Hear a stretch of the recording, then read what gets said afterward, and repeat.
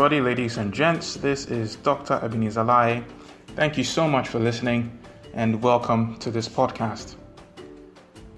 The well-acclaimed Indian politician and economist Jairam Ramesh once remarked that there is, quote, never a good time for tough decisions. There will always be an election or something else which requires steely thought. Governance, he said, is about making and taking tough and unpopular decisions, unquote. This is exactly what seems to have transpired in Kenya, where the Supreme Court has recently ruled in a truly historic decision to nullify and declare void the results of a presidential election which international observers had certified as being free and fair. The potential repercussions and consequential effects of this decision will indeed appear colossal to anyone who has been following the tense drama of Kenyan politics over the last decade.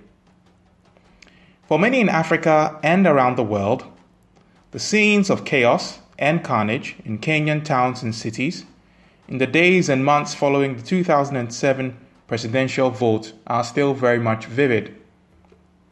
In a country whose politics is so deeply entrenched in tribe and ethnicity, the depth of the divisions which could very well ignite the spark of rampant violence ought not to be underestimated. And one can therefore find a strong basis to form the logical conclusion that perhaps the best possible chance to avoid a descent into violence in such a politically and ethically charged environment would be to have the exercising of a democratic choice concluded at its quickest pace. By ruling that the Electoral Board committed, quote, irregularities and illegalities, unquote, the Supreme Court of Kenya has entered the country into a period of grave uncertainty.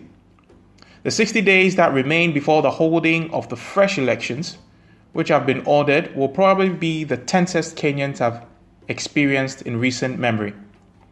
Businesses are already experiencing negative consumer attitudes amid fresh fears of fresh protests, and investment is already beginning to stall.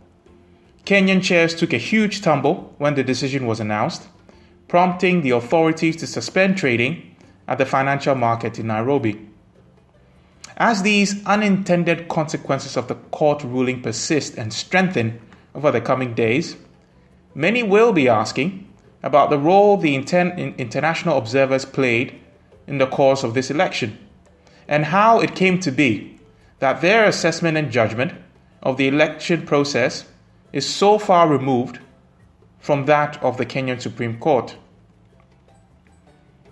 Now, whilst the opposition party cried foul amid increased protest in the days following the August 8th vote, the international observers, who had been doing the work of monitoring the electoral process, were sounding a very different note.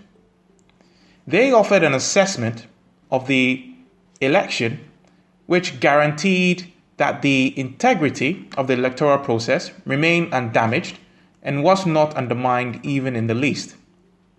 Former U.S. Secretary of State under the Obama administration, John Kerry, who led the Carter Center Observer Mission, confidently stated that Kenya, I quote, had made a remarkable statement to Africa and the world about its democracy and the character of that democracy by holding a free and fair vote, which was devoid of irregularity, unquote. Ghana's own former president, John Mahama, who led the Commonwealth Observer Mission, similarly endorsed the integrity of the electoral process, saying that Kenya's voting and counting system, quote, appeared credible, transparent, and inclusive, and that Kenya, quote, had the potential to be the most inspiring democracy in Africa, unquote. It is worth pointing out at this point that both Kerry and Mahama command quite significant amounts of respect on the world stage. Kerry is an extremely experienced politician and statesman who has offered diligent and valiant service to his country as a serviceman in Vietnam, as a United States Senator, a lieutenant governor of his home state of Massachusetts, a candidate for the office of the President of the United States, and finally as the 68th Secretary of State of the United States. Similarly, John Mahama is well respected in Africa and throughout the world, and is seen as an experienced politician and a consummate statesman. He has offered service to Ghana as a member of the Ghanaian Parliament, and he did this for many years. He then went on to serve as a government minister in charge of communications. He then ascended to the vice presidency following that, and ultimately came to serve as the President of the Republic of Ghana. Now, Mahama is arguably the most qualified person in Ghana's history to yet serve in the office of the presidency of the Republic of Ghana. And he recently received worldwide acclaim when he conceded to a narrow defeat in Ghana's most recent election, the first such act of any incumbent president in Ghana's entire history. So then, given the solidity regarding the caliber of these men and the observer missions which they led, and giving the respect which they commanded the respect which they command in the eyes of all good men and women across the world, it is, I think, logical to completely rule out, as is now being suggested by many, the argument of their participation in a conspiracy to influence the outcome of the Kenyan election. Absent the existence of verifiable and irrefutable evidence which supports that claim.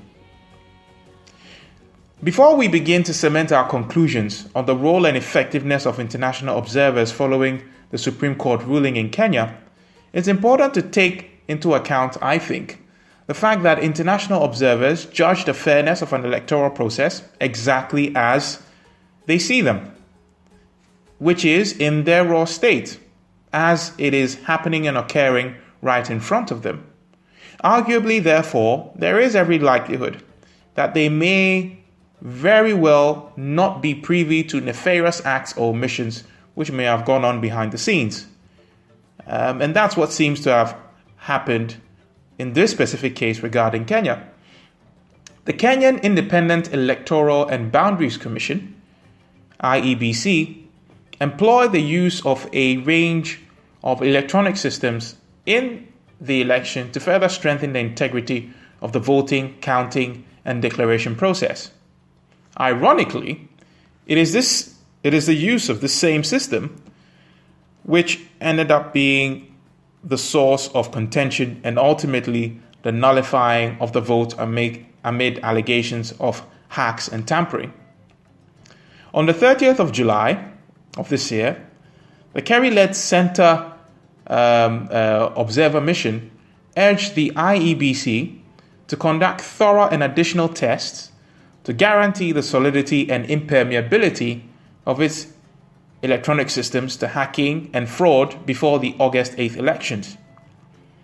The Kerry-led mission further warned that the success of the polls would largely depend on the proper functioning of these electronic systems.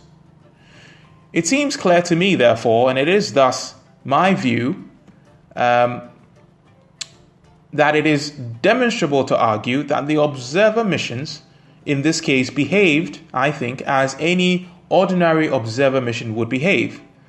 They observed the election as it happened. They observed the election as it occurred to them as events unfolded.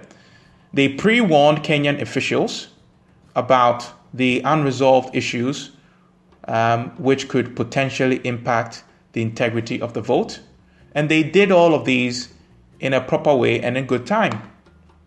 Now, given that the primary problem in this case was the issue of hacking, and given that the responsibility for securing the integrity of those systems against hacking was squarely within the hands of the Kenyan authorities themselves and not within the hands of the international observers, it seems, in my mind, quite ill-founded for anyone to suggest that the Supreme Court's ruling questions or undermines the role or the integrity of the international observer, seeing as there is no causal link in this case. Furthermore, let it not be forgotten that the Kenyan Supreme Court is the highest court in Kenya, and that it derives its authority from the Kenyan Constitution, which is the superseding law in Kenya. Accordingly, the occasion of the Supreme Court nullifying a vote on the grounds of irregularity and legality is nothing more than an exercise and exhibition of the robustness of the Kenyan Constitution and the strength of a Kenya committed to the rule of law.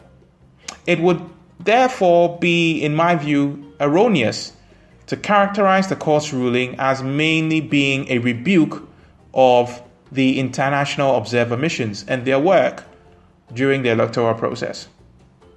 The work of international observers is vital to ensuring free and fair elections, especially in Africa, where the tree of democracy is yet to grow deep in roots.